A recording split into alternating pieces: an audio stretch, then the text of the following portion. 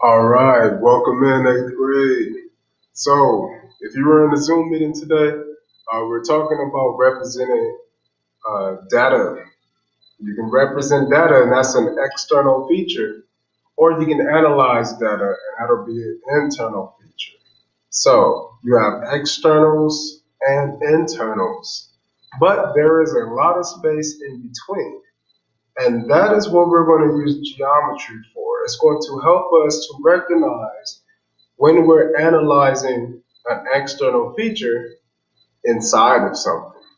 So I have this beautiful picture in the back. We're going to talk about that here in a sec. Because you guys are my homeroom, I'm probably going to make 3 videos for you just because you're awesome. So let's get started. Here's our sensor. Okay. And if you notice, in the center, we have a number here and we have a decimal point here. Okay. That's super important, even though it seems so simple, because that shows you that there's what we call a polarity. Now, to have polarity within anything means to have one thing broken into two differences. So this is what I call the 1-to-2 ratio. Okay, this is the 1-to-2 ratio.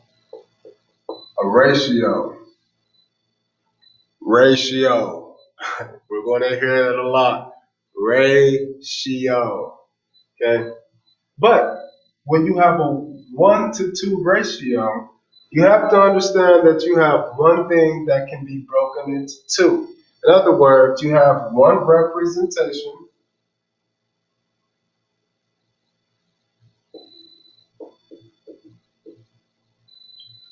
And then you have two ways to analyze it. These are going to be your analytics. So if I have one way to represent and two ways to analyze, you have to understand the flip side, which is what we call a 2-to-1 ratio.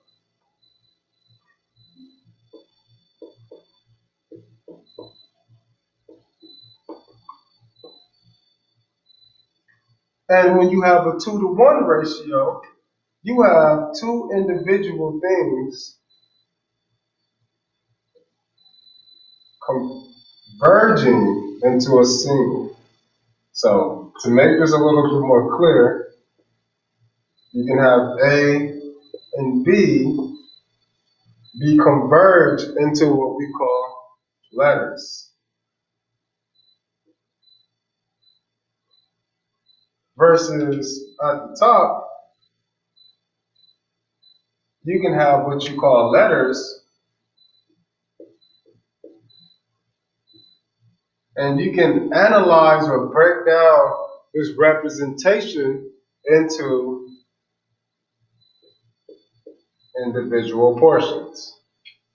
Now,